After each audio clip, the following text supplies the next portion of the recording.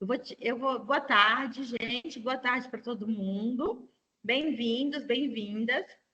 Eu vou apresentar a professora Dalva, nossa querida convidada aqui hoje, fazer um breve resumo, viu, Dalva, da sua trajetória. E aí, em seguida, eu vou dar a palavra para ela.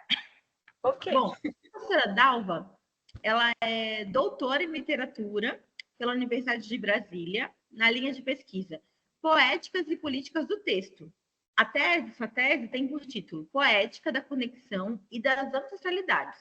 A voz das letras negras na literatura brasileira contemporânea. Está disponível esse texto na Biblioteca Central da Universidade de Brasília. Dalva, ela é mestre em literatura pela UNB, pela linha de pesquisa Representação Literária. E a especialização dela é o título A Menina Negra Diante do Espelho. Olha só. Também na Universidade de Brasília. Dentro da linha de pesquisa, de trabalho dela, está o eixo temático Representação de Gênero e Etnia na Literatura Infantil Contemporânea. E ela trabalha na Secretaria de Educação Estadual do Distrito Federal desde 95, com várias coisas. Já foi regente de educação básica, já foi gestora, escola infantil, médio, coordenadora pedagógica, trabalha com formação de professores, com acompanhamento de trabalho pedagógico, da iniciação à alfabetização, e atualmente ela está no ensino médio. A Dalva tem vasta experiência em educação básica e trabalha muito com formação de leitor. Então, Dalva, muito obrigada por aceitar nosso convite, nosso encontro do grupo, nosso primeiro encontro desse ano do grupo de pesquisa. E você é muito bem-vinda, viu? Já está com a palavra. Já posso abrir os slides? Você quer se apresentar? Como você quer fazer? Primeiro eu vou me apresentar, se você abrir os slides, tá? Boa tarde a todas, a todos, né? Primeiro eu quero agradecer às minhas ancestrais, aquelas que me antecederam, aquelas que me sucederão, a todas as mulheres aqui presentes, na figura da professora Islara e agora da professora Raquel, e dizer também que a gente nunca está pronto, né? A gente está sempre em movimento, em construção, e esse nosso encontro aqui, eu creio assim, que todos os encontros, eles têm uma função muito importante na nossa formação como seres humanos, né? Eu sou meio utópica nesse sentido, porque eu acredito que tudo contribui para a formação do ser humano, né? E todo esse movimento que a gente faz, juntando pessoas de lugares tão distantes e tão próximos ao mesmo tempo, que a internet nos aproxima, né? Exatamente para isso, para que a gente possa crescer, né? Então, a nossa fala hoje, inicial é essa, mas quero começar fazendo também uma leitura, se vocês me permitem. Posso ler? Essa leitura, esse texto eu escrevi para fazer a apresentação, a minha apresentação na defesa da tese, né? E eu gosto muito dele, modéstia à parte. Então, eu escrevi assim, que eu me apresento assim, né? Até pode colocar no segundo slide, para a pessoa só visualizar um trechinho, professora Raquel, se quiser, só depois a gente volta no primeiro. Sou filha da canção. Então, quem quiser ler esse trechinho aí, eu já vou ler o começo dele, né? Sou filha da canção. Sou filha de Dona Dezinha e de seu Carlos, neta do mestre Pedro, um menino negro, filho de ex-escravizados, de pés descalços e cabeça nas nuvens. Aprendeu música ouvindo os músicos tocarem. Teve seu primeiro par de sapatos aos 18 anos, e bem antes dos 30 já era um homem respeitado por todos da cidade que o admiravam e admiravam seu elegante porte e sua maestria com os instrumentos musicais. Sou filha da canção. Minha mãe amava cantar enquanto lavava as roupas da casa ou dos clientes. Voz que entoava e enchia o ar com aquelas histórias da roça, da lua, dos amores proibidos, do cafezal em flor, do anel de noivado. A roupa no varal cheirava aos preparados de essências de flores e, ao mesmo tempo, lençóis dançavam, parando na grama, depois fervida no tacho de anil. Os lençóis dançavam ao som da voz da minha mãe, exalando uma leve brisa. Do alto do abacateiro, via minha mãe chegando com uma sacola pesada, de lá da outra esquina. Vinha do trabalho de costureira no plano piloto. Quem mora no DF sabe. Brasília aqui para nós é o plano piloto. A gente mora no satélite. Descia, corria ao seu encontro. Quem sabe não teria um livro completo dessa vez? Ou talvez menos arriscado para eu ler até o final? Dei sorte. Minha mãe trouxe para mim o livro Meu Pé de Laranja Lima. No outro dia, bem cedo, fui para o meu local de leitura, o cantinho especial, lá no alto do abacateiro. Devorei aquele livro o máximo que pude naquele sábado.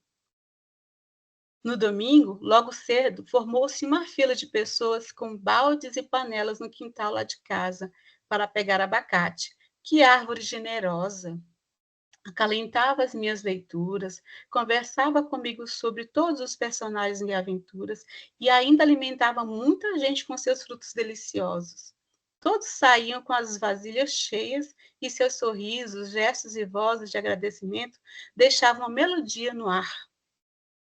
Eu me orgulhava daquela árvore frondosa que repartia seus frutos, e do meu pai, que aproveitava para tocar seu trombone e ainda fazia as pessoas dançarem com suas marchinhas de carnaval. Após o almoço de domingo, minha mãe se preparava para visitar umas velhinhas lá da outra quadra. Torcia uma rodinha de pano na cabeça, punha bem lá no alto, para dar suporte à bacia pesada que ela equilibrava. Lá ia ela, bacia repleta de frutos na cabeça, crochê na mão, tecendo mais um pano para enfeitar nosso barracão de janelas azuis e paredes cor-de-rosa. Sou filha da canção. É isso. Comecei com essa história. Presente, Dalva. É um pouco da minha história, de como eu me tornei leitora. Nossa, que presente lindo. Obrigada. E aí, vamos voltar lá no primeiro slide, para a gente começar. No primeiro slide, eu coloquei o título da nossa fala, que também tem a ver com um pouco, né, com o título da minha tese. Embora que na tese eu tenha colocado poética, né? Não tenha colocado poéticas, né? Da conectividade, da ancestralidade e do encantamento, agenciamentos e atitudes decoloniais. Ao longo do que a gente for debatendo, a gente vai destrinchando o que vem a ser essas poéticas, essas textualidades no contemporâneo, né? E como elas podem promover essa conexão entre avós e netas negras. E a partir dessa conexão, como que textualidades surgem, como outras narrativas podem surgir, e essas narrativas elas vêm de dois espaços, dois eixos muito importantes dentro da literatura infantil afro-brasileira, que é a ancestralidade e o encantamento. O encantamento é um tema muito importante para a gente que debate a literatura infantil. Todas as obras clássicas, elas também partem daquela situação do encantamento, né, que é trazer à luz seres mágicos. Dentro de uma perspectiva afro-brasileira, a gente percebe que esse encantamento ele vem de um outro lugar, né? Vem das várias oralidades, né? Das religiões de matriz afro-brasileiras, das culturas afro-brasileiras, né?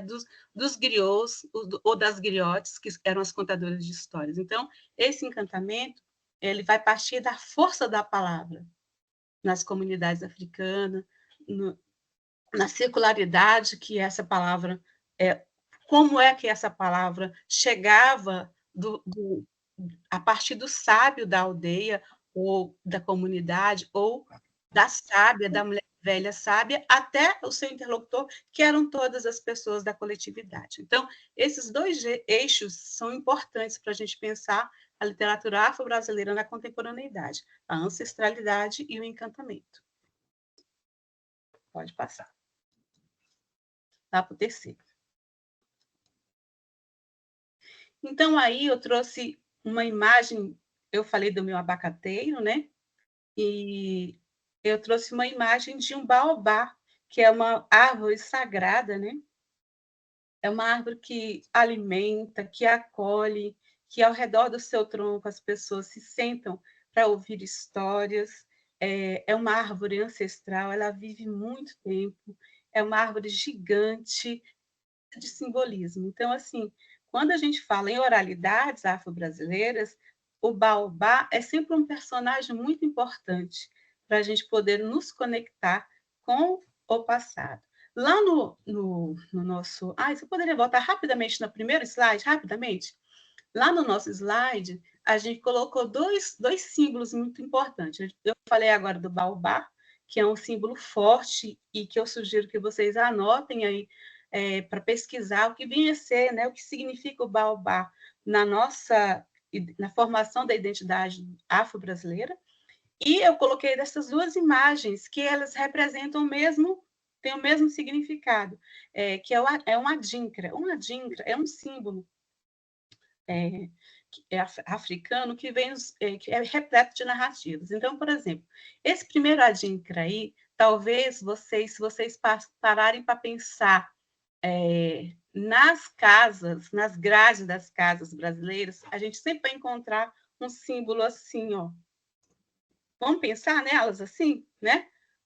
Então, na verdade, são dois pássaros que se juntam, né? São dois pássaros que se juntam. E ao lado direito tem um pássaro com a cabeça com a cabeça voltada para o corpo. Então, essas duas imagens, elas representam o mesmo adinkra, que é do Sankofa. O Sankofa significa, né, você poder olhar para o passado e ressignificar o presente, né? É assim que eu entendo Sankofa. Então, ele é muito importante, porque quando a gente está falando de literatura afro-brasileira, na contemporaneidade, a gente precisa acessar lugares não comuns, talvez, no nosso dia a dia, por uma questão de apagamento de cultura. Todos nós brasileiros, de origem afro-brasileira ou indígena, todos nós passamos por um processo de apagamento cultural, em que, quando os negros adentravam o nosso território aqui brasileiro, os negros africanos, eles eram obrigados a dar 7 voltinhas ao redor de uma árvore para esquecer. Aliás, quando eles ainda estavam lá no seu país de origem, eles adentravam, eles davam essas 7 voltinhas para esquecer sua língua, o seu nome, a sua família. É claro que eles não esquecer jamais, porque tudo isso ficou no corpo negro, né? Todas as suas lembranças. Mas outros processos de esquecimento e apagamento das culturas fizeram com que nós, brasileiros, não nos identificássemos nem com a nossa origem indígena, nem com a nossa origem africana. Eu sempre vejo assim que as pessoas querem reivindicar a origem europeia, mas agora que a gente está vendo muitas pessoas querendo saber qual é a sua origem africana. Mas, no geral, a gente só queria... eu tenho pé, eu tenho um antepassado espanhol, português, né? Francês, e assim a gente falava, enchia o peito de orgulho, tudo bem, né? Não tem problema. Mas dificilmente a gente se orgulhava de ter um antepassado africano ou indígena, né? Então, tudo isso aí é fruto de um apagamento que nós todos brasileiros passamos. Então, eu trouxe essa figura do Sankofa para a gente poder ressignificar esse contemporâneo. Pode ir para frente. Acho que agora é o quarto, né? Então, eu coloquei lá a árvore do esquecimento, o baobá, que é a árvore das lembranças, né, do esquecimento, e eu quero fazer a seguinte pergunta para todos nós, né? Quais são as histórias? Eu trouxe a minha história da infância. Que histórias da infância vocês teriam para contar? Uma história, assim, não precisa contar, só lembrar. Vem à mente alguma história que foi importante, que marcou vocês, e os fizeram, ou pelo menos incentivaram na formação leitora? Qual foi a história o que aconteceu na infância de vocês que permitiu hoje essa trajetória de leitor, ou essa necessidade de leitor? Tem alguma história que vocês poderiam contar ou pensar? A gente não vai poder ouvir todo mundo, né? Porque nós somos vários aqui, mas vamos pensar. A minha história eu falei do abacateiro, né? Do meu pai a minha mãe crochetando, distribuindo abacate para a vizinhança. Então, todos nós temos uma história. E é isso que a gente precisa pensar quando a gente está na sala de aula, é pensar nas histórias que os nossos alunos trazem. Seja o aluno lá da educação infantil, seja do bebezinho, né, até o aluno lá da graduação, quais são as histórias que esses alunos trazem. Então, todos nós temos uma história, né? Várias histórias, na verdade. E na nossa discussão aqui, como a gente já falou da questão do branqueamento, a questão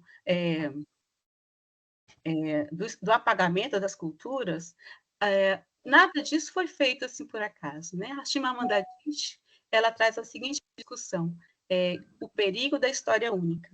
E ela fala, né, que como eu só tinha lido livros nos quais os personagens eram estrangeiros, tinha ficado convencida de que os livros, por sua natureza, precisavam ter estrangeiros e ser sobre coisas com as quais eu não podia me identificar. Vejam bem que eu grifei perigo da história única e identificar, porque é exatamente isso que as histórias que nós nos formamos, com as quais nós nos formamos, a escola que alimentaram o nosso imaginário na infância, ou às vezes na adolescência, são histórias recheadas de pessoas estrangeiras, de lugares estrangeiros, que seriam difíceis para nos identificar. E essas mesmas histórias, elas chegam na escola, não que elas não possam ser contadas na história, mas além dessas histórias de estrangeiros, quais são as outras histórias que a gente pode contar para que os nossos alunos possam se identificar? Então, esse é o X da questão, né? Quais histórias foram contadas para nós em nossa infância? Essas histórias elas estavam recheadas de estrangeiros, estrangeirismos, de situações de castelos, de princesas, né? E como que essas crianças se identificariam? Como nós, enquanto crianças, nos identificamos com essas histórias, né? E aí a gente se depara com a realidade que essas histórias, essas personagens não estão diretamente ligadas a nós, no sentido da culturalmente falando, né?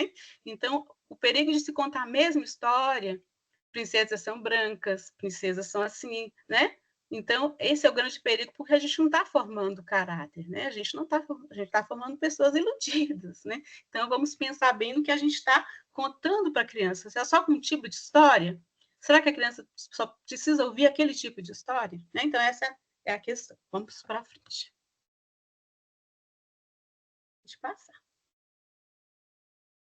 Aí, Raquel, só para entender que a gente começou quase por volta das 3 horas, né? Que eu estou aqui de olho, a gente começou mais ou menos, era 10 para as 3, né? Isso mesmo, pode ficar à vontade, Dalva. Dá para a gente ir tranquilo até umas 4, pouquinho, sem crises. É porque 4 já são, né? Ah, desculpa, é que eu estou pensando no horário aqui de Boa Vista, que são 3 e 2. Então, umas 5 e pouquinho no seu horário. Então, é só para os ouvintes ficarem atentos que eu comecei, que a gente começou tarde, né? Então, pode passar, minha querida, para a gente ir adiantando.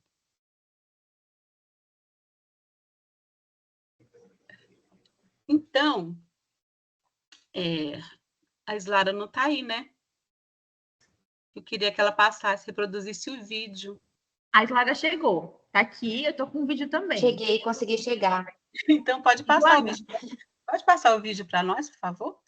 Eu gostaria que todos prestassem bem atenção nesse teste. Esse é um teste feito, ele já foi reproduzido de várias formas, em vários lugares, em vários tempos. Mas esse teste original aí, ele foi feito na década de 40 por um psicólogo americano, né? Então, vamos dar uma observada nesse teste, tá bom?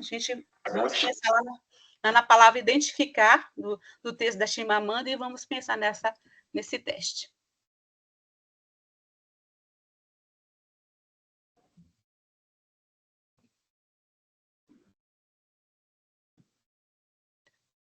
Agora não quer ir. Oi? Islara, você passa ou quer que eu reproduza, Islara? Raquel, Oi? eu estou tentando abrir aqui o vídeo, mas se você puder reproduzir, se conseguir abrir mais rápido. Eu acho que eu consigo. Bora ver. Eu abri aqui na mídia. Só um minutinho.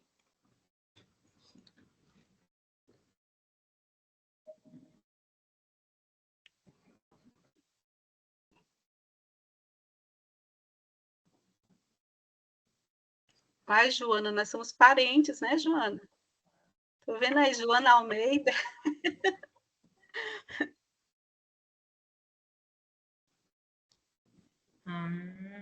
Não está abrindo, né? Ainda não. Eu baixei aqui o vídeo. Estou com ele aberto. Está em inglês. Depois a gente traduz aí. Faz uma tradução livre para vocês. Ah, legal. Vamos ver. Está perguntando qual é a boneca que se parece. Watch doll, né? Vamos ver. Acho que vai dar certo agora, hein? Acho que tem a tradução embaixo. Dá para ver? Isso, tem a tradução, tá ótimo. Sim, deu para ver. Aí me digam se o som tá bom também, tá bom? Tá. Is the black doll.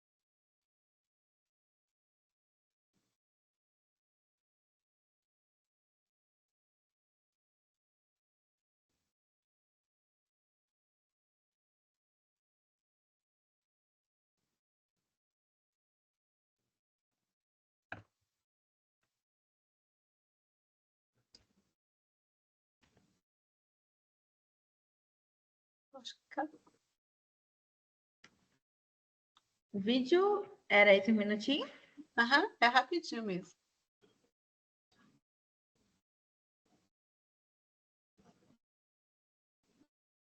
Talvez tenha mais um pouco, mas não tem problema. Aí você pode botar lá no slide. Então, gente, assim, não sei se vocês prestaram atenção, talvez esse vídeo, talvez a qualidade não tenha ficado boa, mas é muito fácil acessar no YouTube. Pesquisar assim, teste da boneca, dá o teste, né? Tem vários. E tem o que é esse que eu peguei da década de 40. Depois desse, muita gente fez em vários lugares do mundo.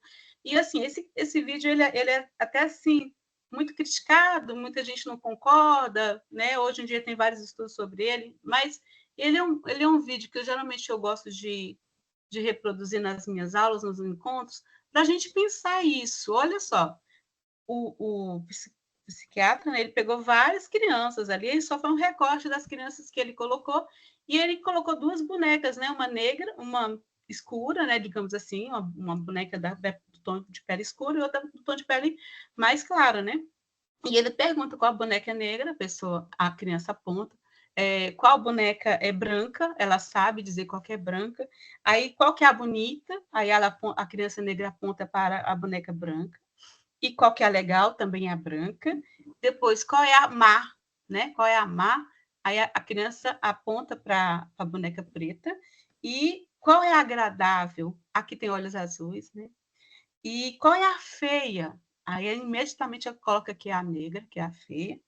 E qual que se parece com você? Essa, para mim, é uma pergunta muito forte, né? Qual que se parece com você? Por quê? A nossa discussão toda, em termos de construção de identidade, formação leitora, ela tem muito a ver com a questão do pertencimento, que é uma palavra, assim, eu falei da palavra identificar, que eu acho que são palavras importantes para vocês fazerem registros aí nas anotações de vocês. E a segunda palavra que eu trazer para esse momento é a palavra pertencimento. A que grupo eu pertenço? Eu pertenço a que grupo? Ao grupo que é considerado mal, ao grupo que é considerado desagradável, ao grupo que é considerado feio. Então, esses digamos, adjetivos, essas características, digamos assim, elas fizeram parte de todo um conjunto, de uma construção de um imaginário sobre o corpo negro. O corpo negro sempre foi aquele corpo do desvalor, e se a gente for lá atrás, lá na Idade Média, após a Idade Média, no período do mercantilismo, quando começaram a explorar o continente africano, as cartas que se escreviam sobre o continente africano já traziam essa imagem, né? Eles já colocavam os negros como símios, como macacos, como com o crânio pequeno, que eles não podiam ter inteligência, que eram feios, que eram sujos. Quando adentravam, por exemplo, países, né, lugares onde a população negra tinha uma altura, né, eram muito altas, ou pessoas com corpos muito volumosos, muitas mulheres, muitas pessoas foram capturadas e levadas para os circos. Tem a história da Sara, a Sara, esqueci o sobrenome dela, depois eu ponho a referência direitinho, a Sarah Hartman, isso. A Sara, ela foi um corpo negro que foi levado para os circos como o exótico, né? Então, a figura do exótico, aquele que está, o olhar de quem está de fora. O exótico significa aquele que olha o outro, né? Que olha o outro. Então, aqueles que olham o corpo negro colocaram essas características sempre voltadas para as coisas do lado ruim. Então, toda criança, quando a criança fala, eu me pareço, ela aponta um dedinho, mas ela, não sei se vocês viram o gesto dela, ela colocou um dedo quase que ela não fez assim, ela colocou aquele dedinho tipo, ai meu Deus, eu me pareço com aquela dali. Então, assim, é uma questão de debate para a gente desconstruir dentro da nossa sala de aula, né? Que o corpo negro precisa se identificar com as coisas boas, que a África não é um país, mas um continente. E todas essas questões elas foram construídas dentro de um imaginário dos discursos coloniais, principalmente para aqueles cientistas que a partir dos seus relatos, eles construíram também, eles conseguiram fazer um arcabouço científico em que a eugenia dizia o lugar do negro na sociedade, que é o lugar do não ser. Né? Então, a gente tem vários cientistas que apontam essa questão do racismo científico, que é o negro como ser quase humano. Né? Então, todas essas questões do negro ser quase humano, desse lugar, elas são construções, são narrativas oriundas dos discursos coloniais. Pode passar. Pode passar. Não vou falar muito. Então, dentro dessa lógica do colonialismo, né, da colonialidade, do período colonial, do colonial moderno, a gente observa, por exemplo, esse teórico Rodrigues aí, que é o Raimundo Nina Rodrigues, ele fala que de tudo que tem de ruim na nossa Constituição enquanto povo brasileiro vem da parte negra, né? Que ele coloca assim, consideramos a supremacia imediata ou imediata da raça negra nociva à nossa nacionalidade, prejudicial em todo caso, e sua influência não sofreada aos progressos e à cultura do nosso povo. Então, assim, apareceu uma coisinha aqui que eu não sei do que se trata. Estou com medo de sair aqui. Bem-vindo ao... Eu não sei por que abriu isso. Vocês estão me vendo direitinho? Normal, Dalva, perfeito. Apareceu uma página aqui. Saiu. Então, assim, tudo que vem desse período colonial é o controle do saber e do poder. Então, o conhecimento, ele nos dá poder. Então, a partir do momento que esses conhecimentos são veiculados sobre a raça negra, o que vai ser construído no nosso imaginário como brasileiro, né? O que ficou construído? Então, a gente coloca que as faces da colonialidade previam, né, que todos esses conhecimentos, todas essas situações ligadas às pessoas negras, elas botavam o negro no lugar do desfavor, do desvalor, né? Então, sempre colocando a pessoa negra nesse lugar. Vamos adiantar, porque a gente ainda tem muito para falar, né? Então, assim, essa eugenia, pode continuar. Essa eugenia ela foi praticada por políticos, pela Igreja Católica, né? Pelas instituições. Então, todo esse grupo que dominava, todo esse grupo de poder, a Igreja colonizou, a Igreja escravizou, né? As instituições políticas. Né? Então, assim, quem tinha poder escravizava. Então, assim, quais são as narrativas que foram construídas no discurso colonial? Né? Qual o imaginário coletivo que foi construído? Que pessoas negras elas eram sempre indesejáveis ou desejáveis, no sentido de do corpo negro como um corpo do prazer. E aí a gente vê lá naquele livro, Casa Grande Senzala, que as mulheres negras, ora elas eram usadas como instrumento para reprodução, amamentação, ou ora era o corpo do trabalho. Então, muitas mulheres negras, vamos dizer assim, as mulheres negras, né? As nossas mulheres que nos antecederam, elas foram fruto, essa história foi construída a partir do estupro. A gente fala muito isso, tem gente que vira o nariz, mas exatamente por isso, né? Porque o corpo negro, ora era o corpo do prazer da mulher negra, ora é o corpo do trabalho, né? E aí, algumas construções que a gente tirou do livro da Grada Quilomba, da Plantation, né? Memórias da Plantation, que ela fala que o corpo negro ele passa por essas caracterizações oriundos desse discurso colonial, que é infantilização, que é a personificação do negro como sempre dependente de uma pessoa branca, né? Ele não pode sobreviver sem um senhor, sem alguém que mande nele. Que é a primitivização, que é o negro como civilizado, aquele que está próximo da natureza, sempre uma pantera, um macaco. Então, olha só, infantilização, primitivização, a animalização, que é também dizer que ele não é um ser humano, ele, na ordem da, digamos, né, na ordem darwinista, pensando no Darwin, né, o negro ele é quase humano, né? E na questão da erotização, e a gente vê isso muito na literatura, né? No Mulato, né? Que erotizando o corpo do negro, da negra, a questão de dizer assim que o corpo da mulher negra, que a mulher negra ela tem muito apetite sexual, né? Que é sempre aquele corpo, a gente vê muito isso na Luiz de Azevedo, né? Que a mulher negra ela está sempre pronta para o sexo, né? Então é aquela coisa da erotização. Então, vamos passar, meus queridos, senão é muita coisa.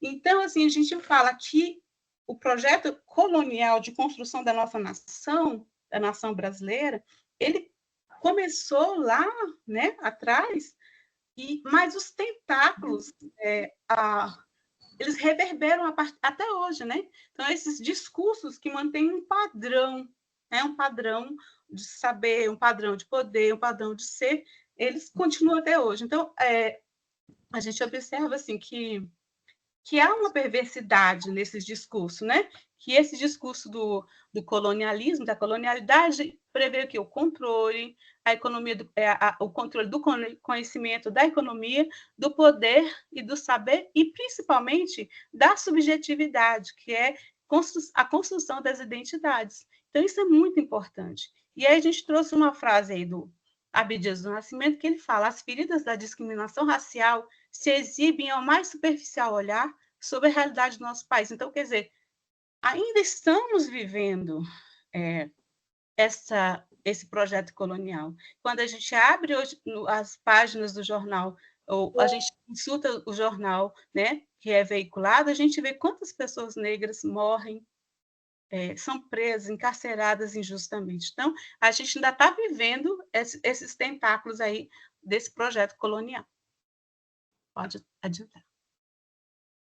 E aí, gente, a gente traz, então, uma figura, que é uma figura muito forte, que é, quando a gente pensa hoje, a questão da diáspora negra, né? Eu coloquei um trecho aí do livro Defeitos de Cor, que foi um livro muito importante durante esse ano, porque ele foi muito bem veiculado pela Portela, né? A Portela fez um desfile todo baseado nesse livro Defeitos de Cor. Esse livro Defeito de Cor, ele tem 950 páginas, mais ou menos. Ele conta a história de uma menina negra, né? Que veio que ela veio de Angola, e que ela vem com sua avó e com sua irmã. Foi capturada e jogada nesse tombeiro, nesse navio, e é então mandada como escravizada para o Brasil.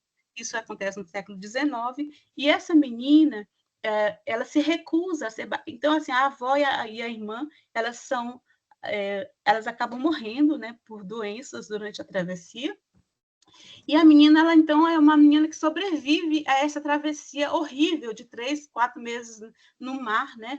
No grande Atlântico, que se torna um grande cemitério de corpos negros, porque vários corpos morreram durante a travessia. E aí, nesse defeito de corpo, vai trazendo já algumas questões que a gente vai trabalhando aqui como temática, que é a temática da diáspora, que é a ressignificação dessa diáspora.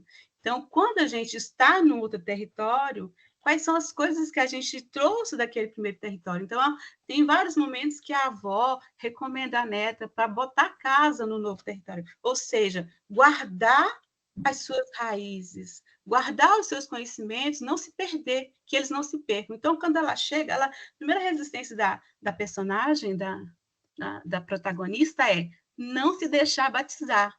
Ou seja, ela não aceita o nome cristão, ela permanece com o nome africano, que era Querrinté. E aí conta essa trajetória dessa mulher maravilhosa, que aí depois ela se interliga com a história do Luiz Gama, porque ela tem um filho, ela perde esse filho é vendido pelo pai, ela se torna livre, ela tem um filho, o filho também já é livre, mas só que ele é vendido como escravizado. E aí ela passa a vida toda buscando esse filho, até que ela volta, né, para o país dela, e ela não consegue nunca encontrar esse filho. E a história do Luiz Gama também. Né? Então, é bem interessante a gente trazer essas questões aí também, né? Essas discussões. E depois a gente vai ver por que a gente está trazendo o Atlântico como esse lugar, né, do colonialismo, né? Que foi onde as coisas aconteceram. Pode continuar.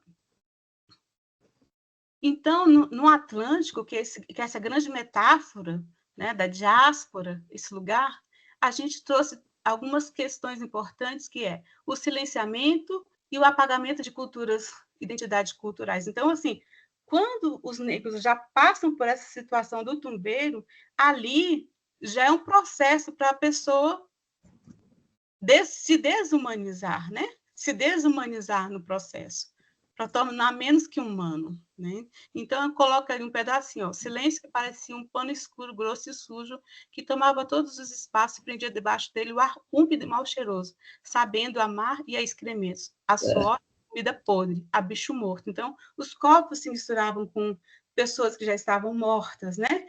Com mau cheiro, com tudo isso. Então, o processo de desumanização já começa pela travessia. Pode continuar.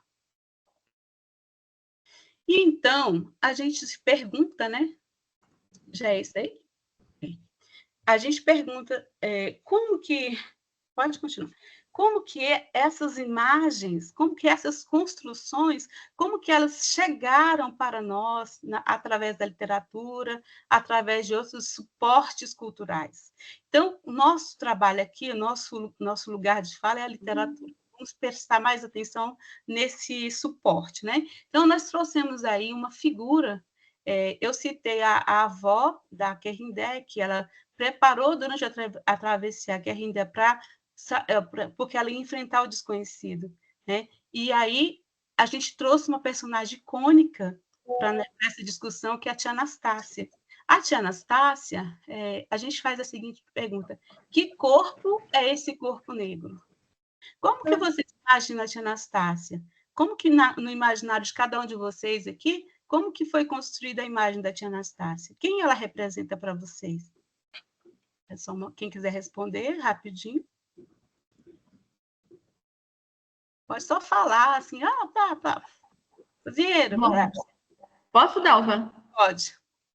Eu tinha uma amiga da família, a irmã Antônia da igreja, que era uma senhora negra, que para mim a tia Anastácia tem muito a ver com a irmã Antônia, aquela senhora que a gente chegava na casa dela, abraçava, beijava, e tinha sopa, e tinha tudo, e estava sempre com criança em volta. Acho que eu cresci com a irmã Antônia perto, e para mim era a tia Anastácia. Então, você considera assim que a tia Anastácia representa um aconchego, uma pessoa gostosa, que conta histórias, que dá os alimentos, que uma nos pessoa alimentava. com um abraço, sempre com um abraço. Mais alguém? Então, gente, eu trouxe para provocar mesmo a gente a ler a obra. Por quê? Depois de muitas críticas, muitas questões, eu me debrucei em várias obras do Monteiro Lobato para saber quem é a tia Anastácia, quem realmente representa a tia Anastácia, né? Mas aí, depois a gente volta nessa imagem. Vamos para frente, depois a gente volta para trás. Pode ir para frente. Tia Anastácia contava histórias? Para quem? Continuemos. Pode continuar. Pode continuar. Raquel, pode continuar.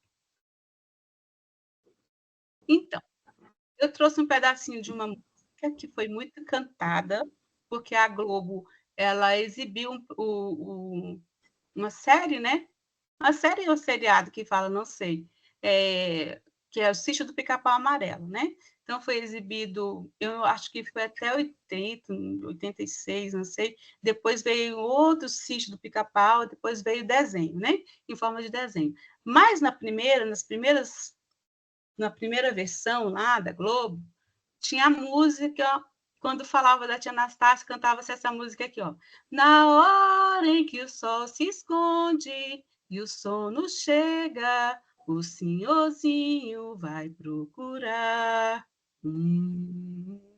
A velha de colo quente que conta quadras, que conta histórias para ninar. Aí, tia Anastácia, Sinha, né? Nem tia. Sinha Anastácia que conta história, se a Anastácia sabe agradar, Sinha Anastácia que quando nina acaba por cochilar. Histórias para ninar, peixe é esse meu filho, não meu pai, peixe é esse mutu, manguenem é a toca do mato, guinem, guinem. Suê, filhoê, tocaê, marimbaê. Essa última parte aí é porque misturaram as estrofes. É como se fosse uma fala da tia Anastácia, né? Uma fala carregada de oralidades. Mas, vamos voltar um pouquinho lá atrás? Lá, um pouquinho lá atrás, mais um e mais um. Então, e mais um, onde tem a imagem. Vamos ver essa imagem da tia Anastácia. Aí ela não está cozinhando, ela está fervendo alguma coisa, e da fumaça que sai, a fumaça que sai é uma fumaça escura, né? É como se fosse uma fumaça preta. Do mesmo elemento, porque quando a gente trabalha com literatura infantil, a gente também trabalha com narrativas não verbais. Então, do mesmo elemento que a gente vê que é formado, que é desenhado a fumaça, é também desenhado o corpo da tia Anastácia. Tudo é uma coisa só, é um elemento só. A tia Anastácia, a fumaça, o tacho. E se a gente for observar os traços que são colocados na tia Anastácia, o braço peludo, a mão que está atrás, vamos olhar essa mão que está atrás, sem ser a mão que está segurando a colher? Olhe bem para a mão dela, para o braço que está aí atrás, assim. Então, assim, em várias ilustrações, a gente observa que numa leitura subliminar, até nem só subliminar, mas visual mesmo, a gente percebe uma certa similaridade com um macaco, né? Com um macaco. Então, assim, é muito cuidadoso esse trabalho, mas, ao mesmo tempo, é muito cuidadoso esse falar que eu estou falando agora, sem nenhum medo de errar, mas, assim, a gente vê que nas ilustrações dessa época, todas as pessoas negras, elas passavam por esse processo de animalização. Né? Não tinha um ilustrador que não trouxesse figuras negras próximas ao animalizado. Lembra que eu falei das características? Então, aí, nessa ilustração, tem uma das características, que é dizer que o corpo negro ele também é um corpo animalizado. Né? Então, assim, lendo as histórias, vamos agora lá para o próximo slide. Lendo as histórias da tia Anastácia, lendo as histórias da tia Anastácia, a gente vê que a tia Anastácia ela é simplesmente colocada como um corpo do fundo. Em nenhum momento ela está lá contando histórias com os outros habitantes do sítio do Pica-Pau Amarelo. E olha que eu li várias obras. Então, assim, a tia Anastácia ela não conta histórias. O único livro que a tia Anastácia conta histórias é Histórias de Tia Anastácia. Mas é também uma situação bem interessante para a gente pensar. Como uma velha negra, Quais histórias que a gente acha que a tia Anastácia contaria? Histórias africanas, né? Não. A tia Anastácia, ela conta histórias de Trancoso, que são histórias também do fabulário português / espanhol, né? Então, a tia Anastácia, ela está lá no fundo da casa, fazendo os serviços dela, e aí, de repente, o Pedrinho fala, Emília, pergunta para a vovó o que significa folclore. Aí, a Emília vai lá, pergunta, e a dona Benta e volta com a resposta que folclore significa histórias do povo. Então, ele chega à seguinte conclusão. Bom, tia Anastácia é do povo. Então, ela sabe contar histórias do povo. E aí, então, pedem, né, a tia Anastácia que conta histórias. E aí, no livro Histórias de Tia Anastácia, ela começa a contar histórias e logo ela é interrompida, né, pela Emília, dizendo que a história que ela conta é sem graça, desprovida de inteligência e de conhecimento.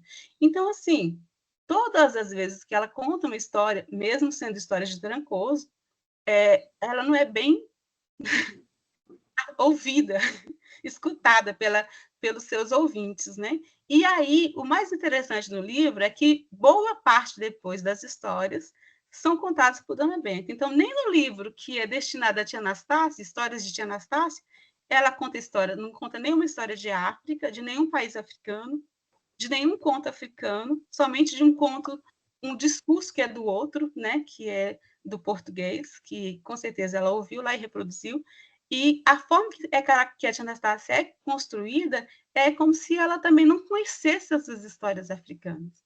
Então, é como se ela fosse alienada das histórias africanas. E um dos livros, Geografia de Dona Benta, a Analisinha pergunta para Dona Benta assim, ô vó, como é que foi que a senhora, de onde a tia Anastácia veio? Aí a Dona Benta é muito clara em dizer que a tia Anastácia foi um presente que o marido dela deu para ela. Então, assim, quando a gente vai estudar a questão da escravização, a gente sabe que os negros eram considerados como peças, né? Como objetos. E aí, assim, mesmo que as pessoas discutam, se criou um laço de afetividade entre tia Anastácia e o resto das pessoas da fazenda, em tese, sim, né? Mas em tese, não também, porque durante várias leituras, todas as vezes que a voz de tia Anastácia aparece, é para dizer assim, está pronto, almoço, pipocas. Então, ela grita sempre lá do fundo para aqueles que estão lá na sala. Então, sempre ela vai estar lá no fundo fazendo o serviço dela.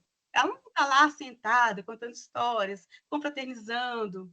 Não, ela está sempre no trabalho, né?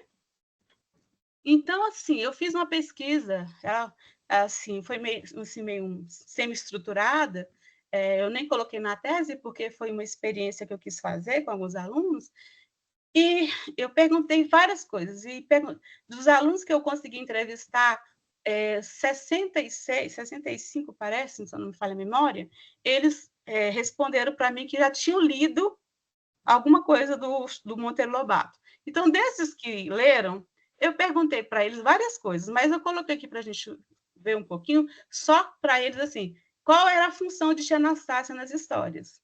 Então, assim, para a grande maioria, ela era cozinheira e amiga da família. Então, Raquel, você tem razão em pensar isso, porque no nosso imaginário, a gente também considera a tia Anastácia como alguém que é amiga da família. Aí, a gente viu que alguns falaram que era cozinheira, e outros que ela era cozinheira e contadora de histórias, e um só falou assim, ela é como se fosse uma mãe para todos os personagens do sítio. Foi a única resposta diferente que apareceu. E ninguém falou que ela ama de leite, e cozinheira e escravizada, 4.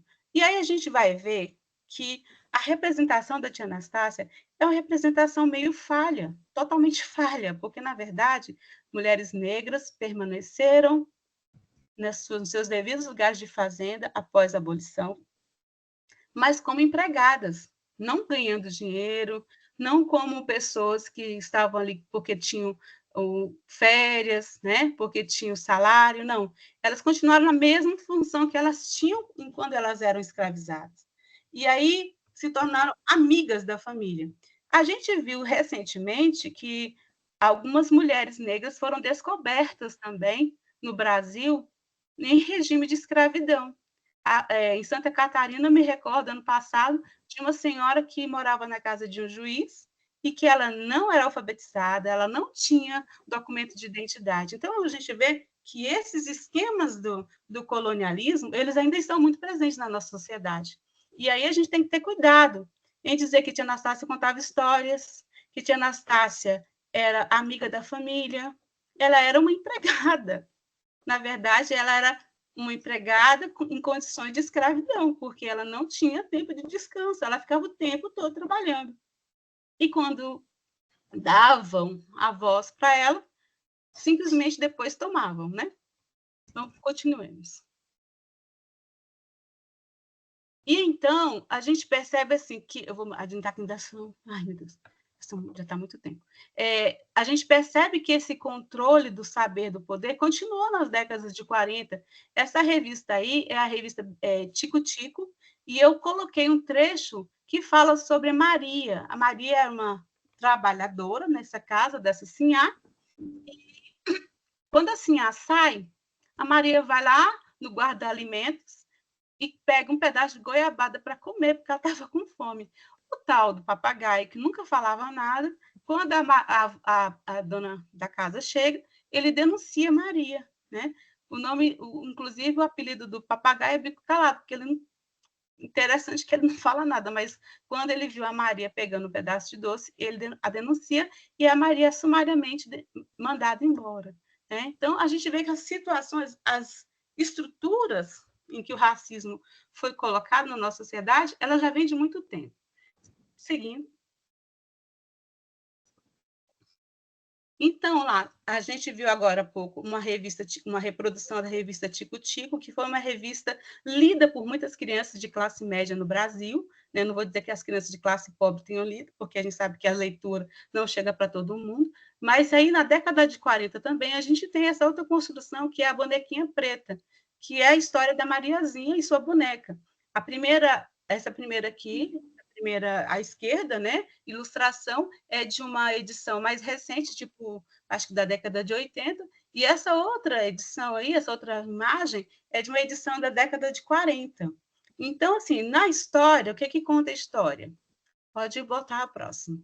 A história é a história da bonequinha preta, cuja dona é a Mariazinha. A Mariazinha sai com a mãe e deixa a bonequinha sozinha em casa, e a boneca ouve o som do miado de um gato e pula pela janela e foge.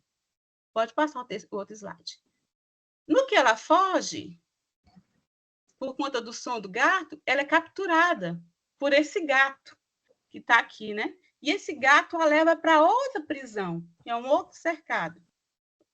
E aí, o gato, a gente sabe que hoje, se a gente vai estudar, quando a gente vê as reportagens sobre trabalho análogo à escravidão, a gente sabe que aquelas pessoas, os atravessadores que vão nos lugares buscar os trabalhadores, eles são considerados gatos, né? Aí pegam a pessoa e levam para outro lugar, para se tornar totalmente escravizado. Então, a gente vê que alguns esquemas do colonialismo estão presentes nessa obra. Então, o verdureiro viu a boneca preta sendo presa nesse lugar e foi lá e a salvou e a levou de volta para a menina. Então, assim, é aquela coisa assim que, em algumas estruturas da história, parece que há alguns componentes para a gente discutir a questão da liberdade, né, e da pessoa que foi escravizada, ela voltar para o mesmo lugar de escravidão. E, assim, pensar como é perverso essa estrutura do racismo e da escravidão no nosso país, porque torna as pessoas sem condições de viver a sua própria vida. Então, assim, esse livro, tornaram, né, naquele momento, esse livro ele traz assim, algumas estruturas muito fortes, porque, na verdade, se a bonequinha era só um objeto, por que ela se tornou um ser inanimado? Animado, na verdade. Ela era inanimada e depois ela se tornou um ser animado. Então, ela é uma boneca ou ela é uma menina preta? Então, a gente tem que pensar nessas estruturas. Próximo.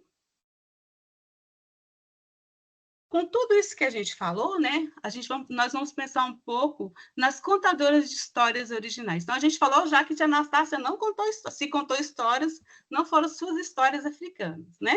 Ela não foi lá trazer toda aquela informação, todo aquele arcabouço maravilhoso.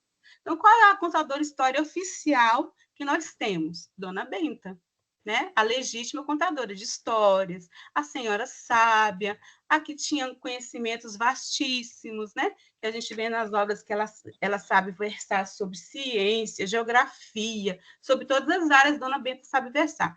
E aí, ao lado, eu coloquei Contos da Mãe Gansa, da Mamãe Gansa. A Mamãe Gansa, que é a Mère Loyer, é uma figura clássica da literatura infantil universal, que é a contadora de história. Então, a nossa Mère Loyer, oficial, no caso, seria a Dona Benta, né? Continuemos? Pode continuar.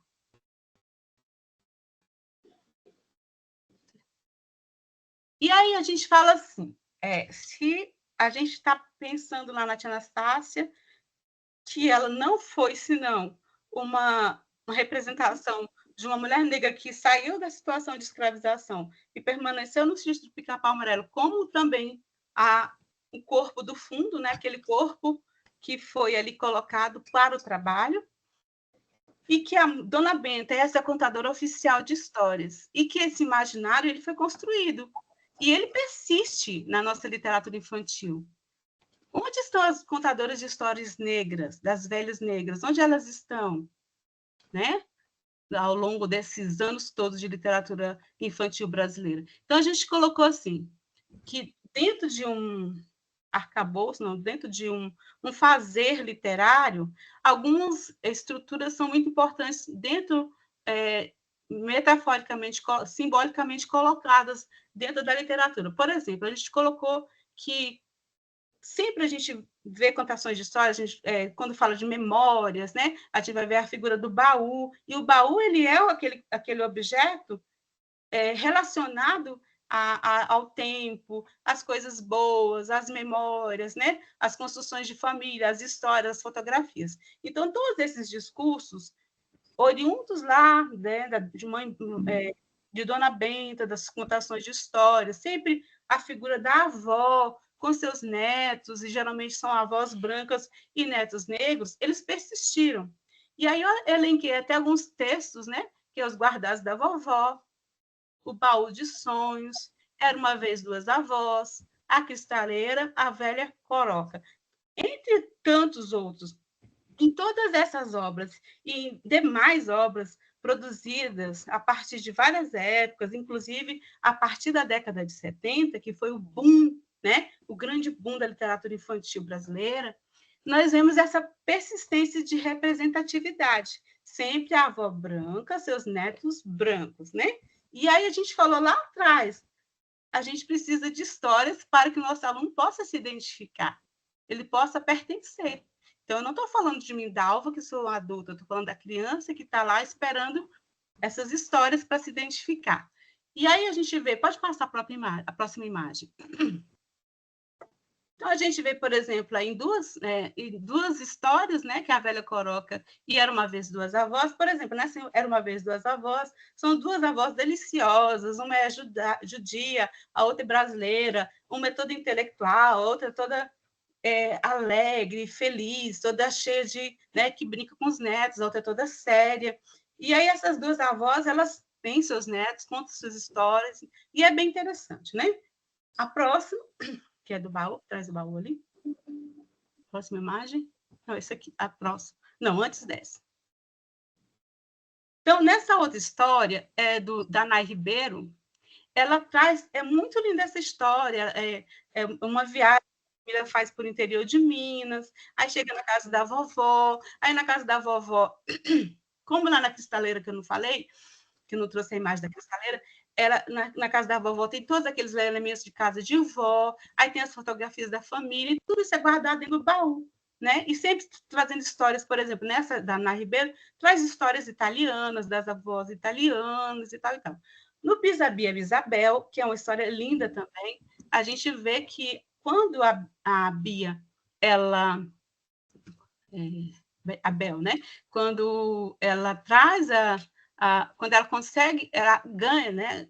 Uma fotografia da avó, ela começa a colocar aquela fotografia da avó no seu corpo, qualquer lugar que ela vai, aquela fotografia acompanha, e elas acabam tendo uma relação, né? Então a gente vê assim esse contato dessa avó, desse momento importante na infância, na transformação da infância para a adolescência, das dúvidas que ela tem. Então, aquela avó passa, aquela avó lá antiga, né, naquele retrato antigo, passa a fazer parte do seu corpo. É lindo isso, né? Pensar essa relação, essa conectividade dessa neta com essa avó, né?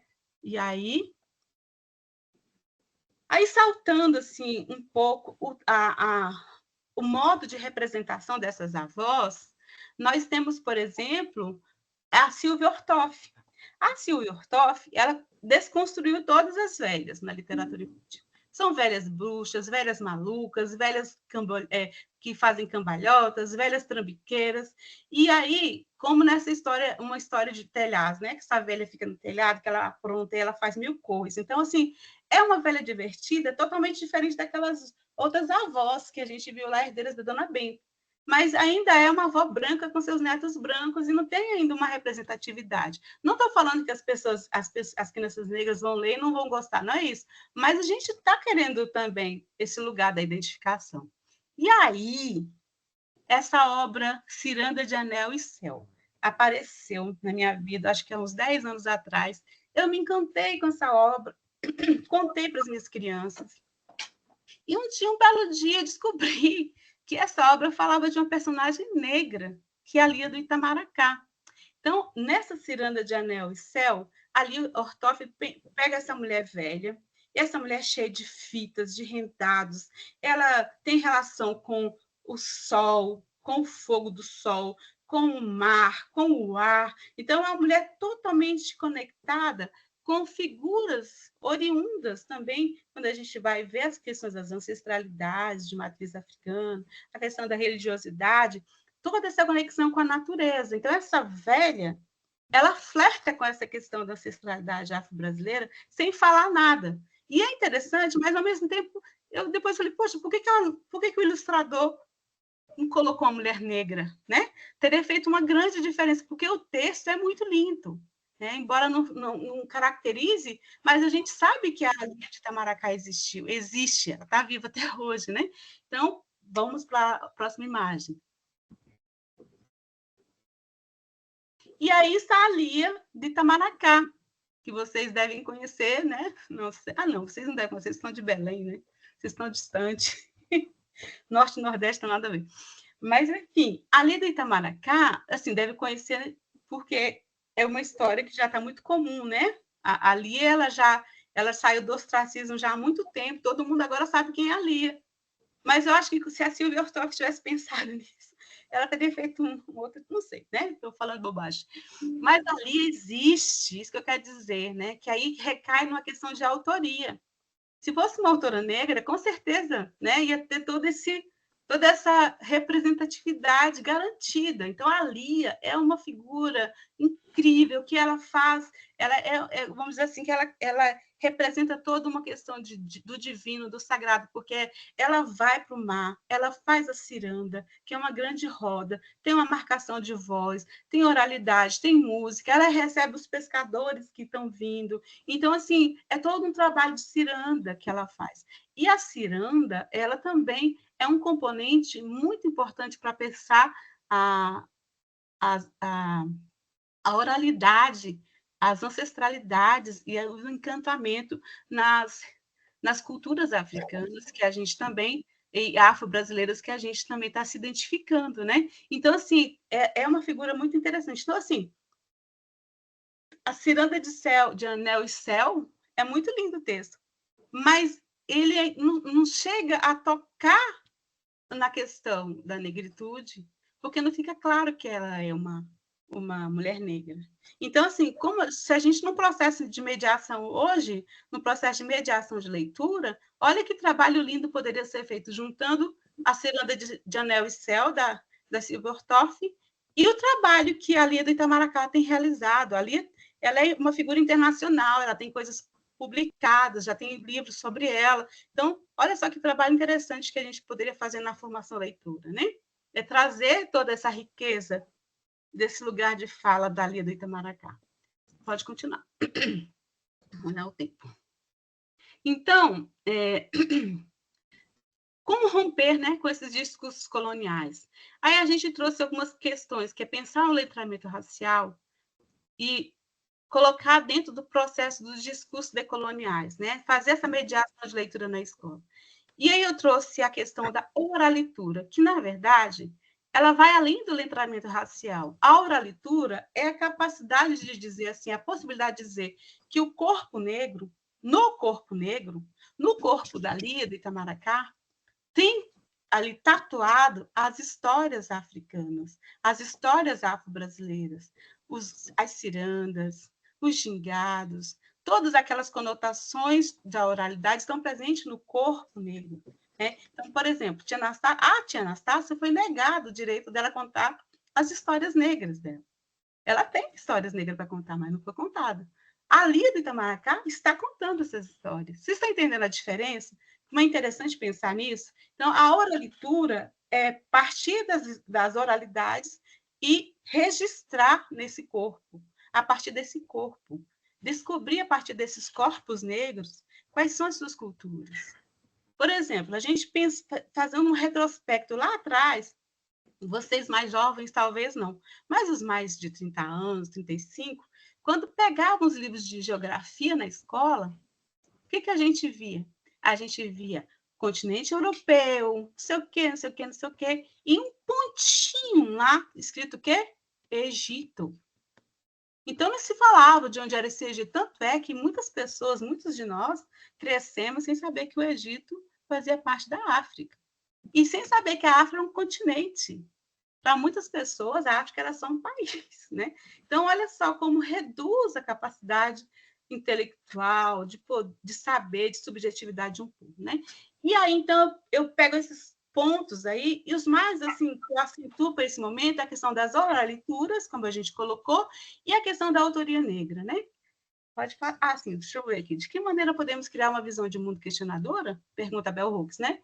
Uma consciência, uma identidade e um ponto de vista que existem não apenas como luta contra a desumanização, mas também como movimento que permite uma formação ampla e criativa. Então, é pensar por esses lugares das oralituras, né? Como letrar a partir deles. E aí, nisso, vai fazer com que a gente faça uma ruptura com alguns esquemas do racismo estrutural, que não basta só a gente falar assim, eu não sou racista. A gente precisa ter uma luta, repetir e lutar, né? Desconstruir esses valores patriarcais universais. E ver que a democracia racial no Brasil é um mito, é uma falácia. A igualdade não é a mesma, a equidade não é a mesma, né? O perigo da história única, que a gente já colocou aqui, e pensar a força do feminismo negro como lugar também de discursos. E um dos pontos que a gente colocou aqui é a questão da legislação, que está completando 21 anos, né? E que a gente ainda tem muito que lutar por ela dentro das escolas, que é a Lei 10.639. E o mais importante aqui para a gente guardar nesse momento é dizer sobre a escrevivência. Então, eu falei sobre a oralitura, né? Eu falei lá sobre a questão do letramento, e aqui a questão da escrevivência, que é o que Conceição Evaristo fala, que é contar histórias para incomodar os da Casa Grande. Lá na música do Dorival Caymmi, a tia Anastácia contava histórias para ninar os da Casa Grande. Aqui, nós queremos contar histórias para incomodar os da Casa Grande. Entenderam a lógica aí? Vamos lá para a próxima. Então, numa perspectiva decolonial, a gente vai trabalhar com a questão, como diz o Freire, na perspectiva bem freiriana também, trabalhar a questão das afetividades, do dialogismo, da escuta sensível, né? Romper com estruturas de racismo, pensar nas epistemologias africanas. Gente, a África tem saberes, né? Muitos saberes, muitas outras culturas beberam na fonte da africana. A nossa cultura greco-ocidental, nós bebemos na cultura africana. Então, pensar nas epistemologias africanas, nesses pilares da palavra, da circularidade, do movimento e da ancestralidade. Todos esses 4 itens, eles estão ligados às oralituras, né? E aí, vamos pensar no agenciamento, que é um movimento a partir disso. Não pode seguir.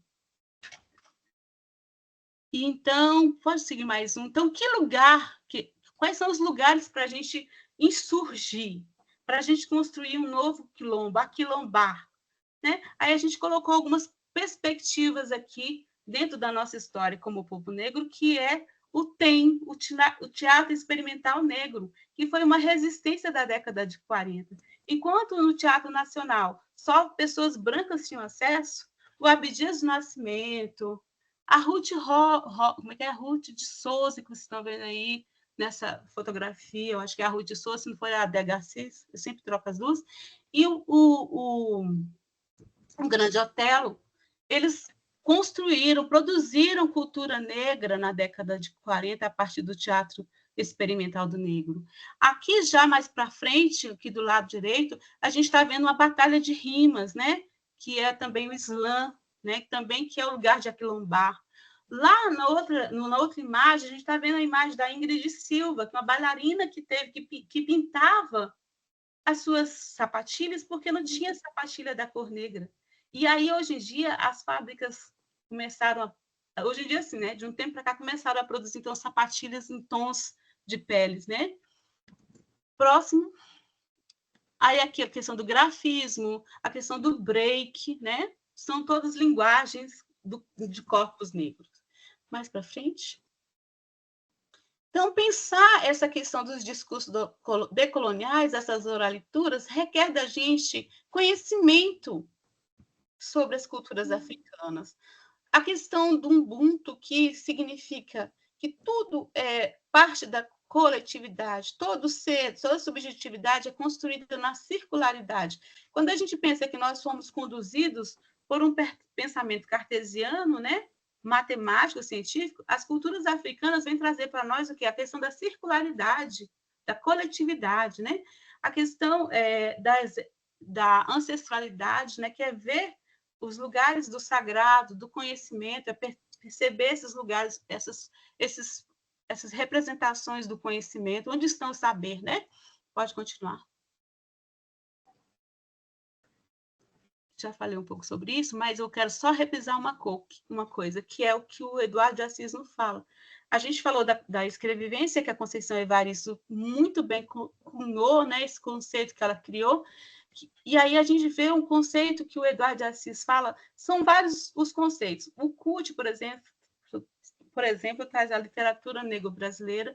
O professor Eduardo de Assis, com todo o seu grupo de pesquisa, ele coloca a literatura afro-brasileira, e ele fala, né, que a literatura afro-brasileira, ela pensa a questão da temática, da autoria, do ponto de vista da linguagem do público, né? São os pilares da literatura afro-brasileira, segundo o professor Eduardo de Assis Duarte. Pode continuar. Vou correr para dar tempo. E aí ele fala se literatura tem cor e que cor tem essa literatura, né?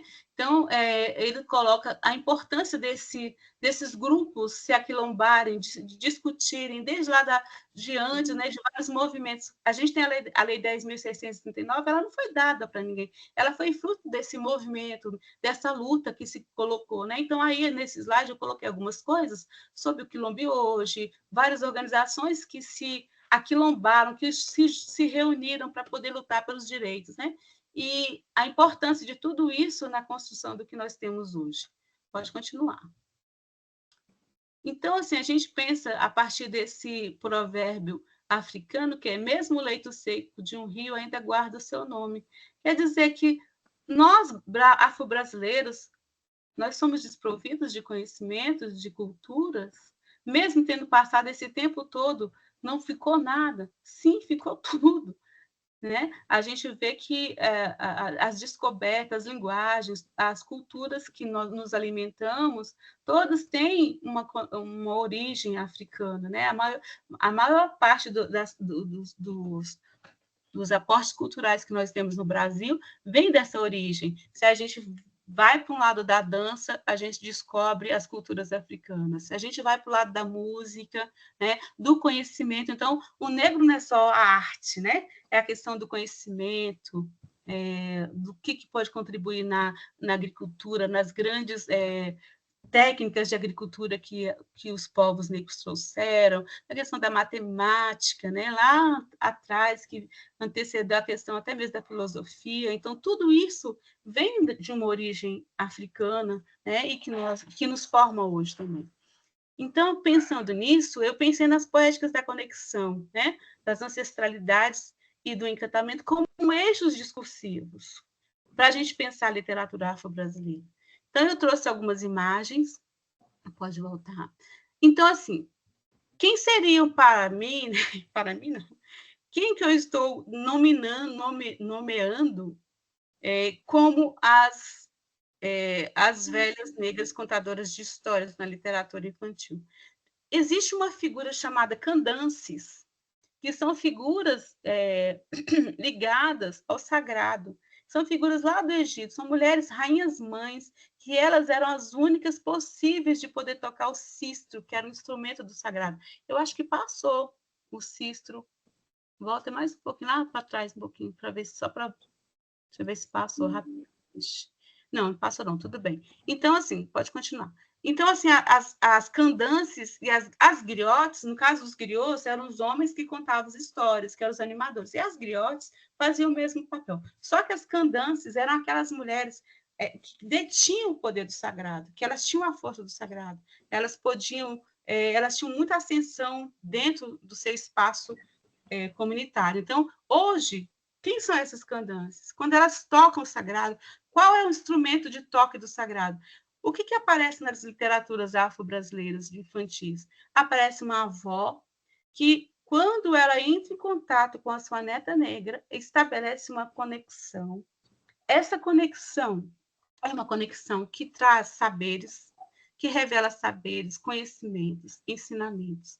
Então, quando ela toca o cabelo e trança o cabelo da sua neta, ela vai encantadamente trazer para a vida daquela menina negra a questão da identidade. Né? Então, existem lugares de encantamento nessas narrativas. Então, o primeiro livro que eu trouxe para a gente discutir um pouco, que talvez não dê tempo de discutir muito, é Histórias da Preta, da Heloísa Pires Lima, que a avó em questão é a avó Lídia. A preta, toda vez que vai encontro com a avó, ela sempre está ali plantando, mexendo com a terra.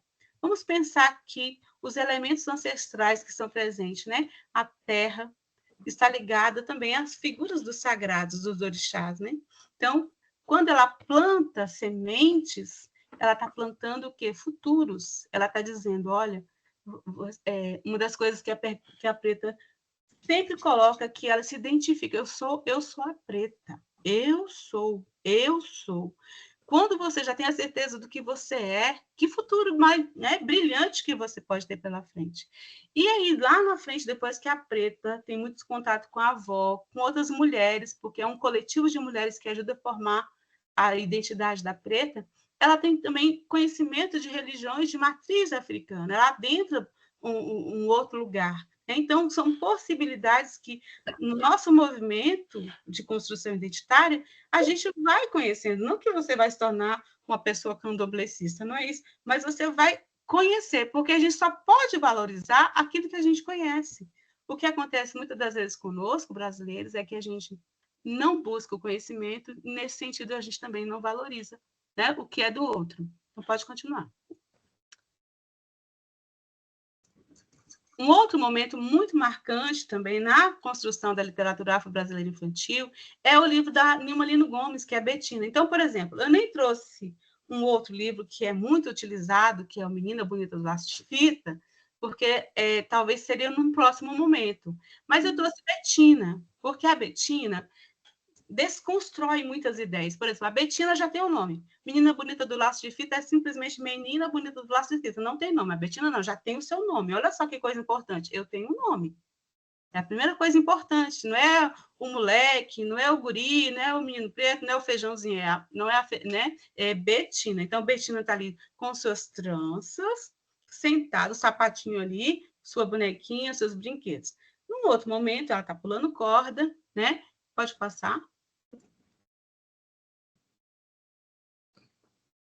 E, num outro momento muito importante, ela está sentada em casa com sua avó.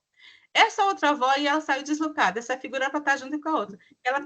Essa figura da janela é como se fosse a avó, ela está enquadrada. Vocês podem ver que a narrativa não verbal mostra a avó no enquadramento, assim, como se fosse uma tela. É a janela da casa, mas, ao mesmo tempo, é um enquadramento.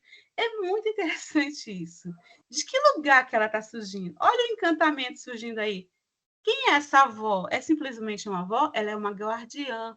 Ela está lá observando a neta brincando, pulando, ela está cuidando. Então, é como se fosse alguém que sai de um lugar para vir, né? Lembra-se das fadas, o conceito de fada, né? Aquela que surge, né? Que surge do escuro para a luz, né? Então, assim, se a gente for pensar dentro de uma denominação da literatura, da literatura infantil, essas avós, elas estão surgindo ali, essa avó, né? Está surgindo desse lugar, do lugar do cuidado, do olhar. E enquanto ela trança o cabelo da neta, ela vai contando histórias, ela vai falando das questões. Oi? Então, vamos para o próximo? E aí, nesse livro, ele tem várias conotações das culturas africanas. Primeiro, a questão do tempo e espaço, né? Muito cara a questão das ancestralidades. Enquanto vocês podem ver que lá a Betina estava pulando corda na primeira imagem. Aqui, a Betina já é uma mocinha. E a avó já está o quê? Velhinha, né? E aí mostra os pássaros circulando as duas. Então, é como se o Olorum, como se o espaço do além, do ancestral, estivesse já rondando o corpo daquela velha, que ela está deixando de pertencer a esse grupo aqui, e ela vai pertencer a um espaço da ancestralidade. E esses pássaros grandes, com essas texturas diferentes, elas nos remetem também à questão dos tecidos africanos. Então, num trabalho de mediação de leitura, quantas leituras a gente pode fazer dessa imagem? Enquanto a menina está crescendo, a avó está, e cada uma está partindo para um momento da vida, né? Então, vamos lá, pode ir para o próximo. Aí, outra obra que a gente... não, tem mais uma antes dessa, que é uma da Betina ainda.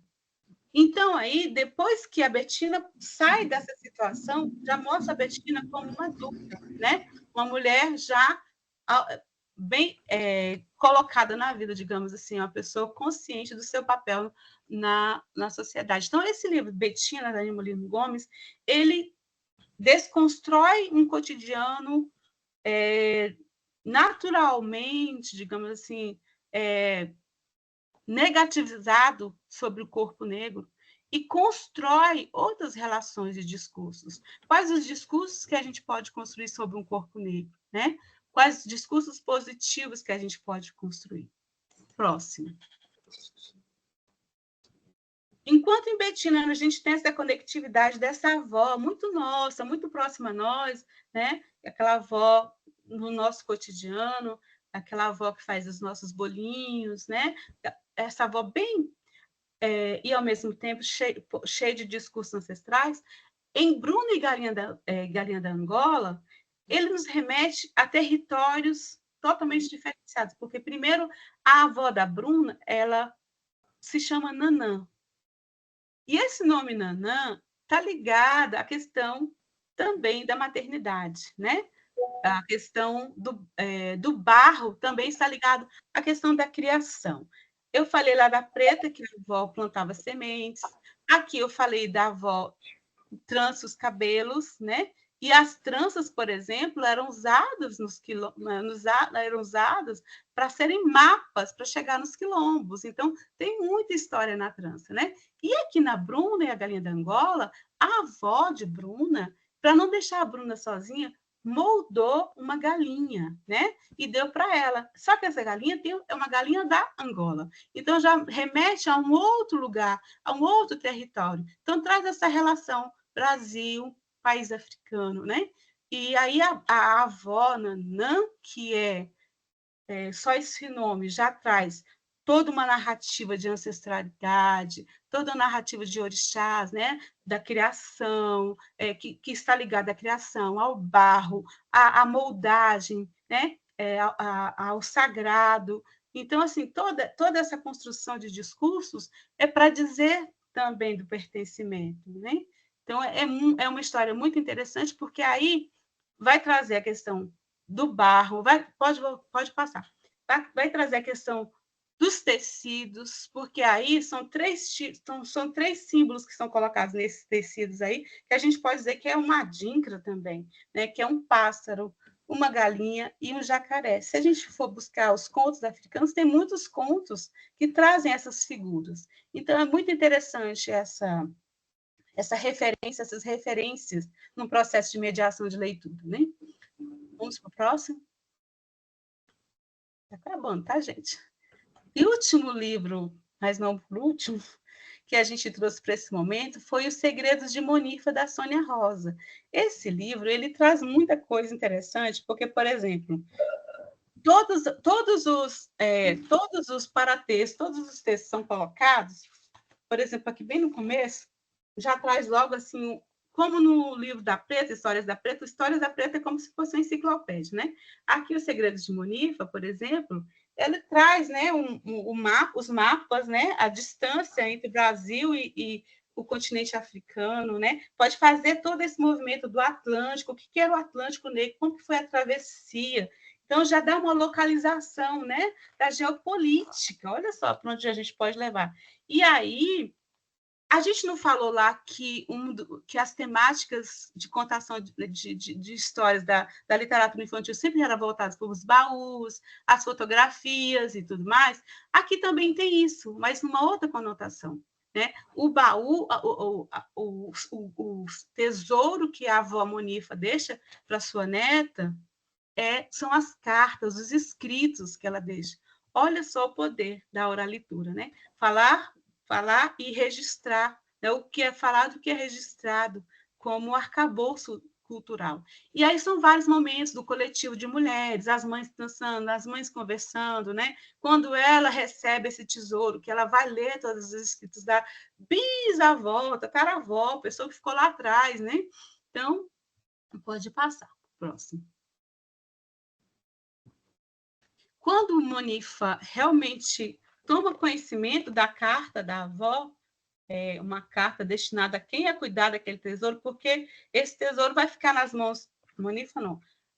Monifa é a avó, né? Quando a avó deixa para a neta esse tesouro, ela se torna guardiã, né? Olha a responsabilidade. Então, ela não é simplesmente uma pessoa que está recebendo um monte de riscos, rabiscos, não. Ela é uma pessoa que vai ter o poder de guardar as histórias, né, ancestrais. Olha só que tipo de conectividade que se faz lá do passado ancestral e no presente momento, né? Então, atravessa todas essas temporalidades e espacialidades e chega na mão dessa outra menina que não teve contato físico com essa avó, mas de alguma forma elas se conectam.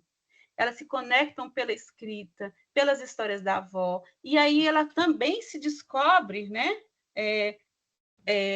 Essa pessoa importante. Aí ela coloca, só vou ler só um pedacinho, que ela fala assim, para os meus filhos e os filhos dos meus filhos.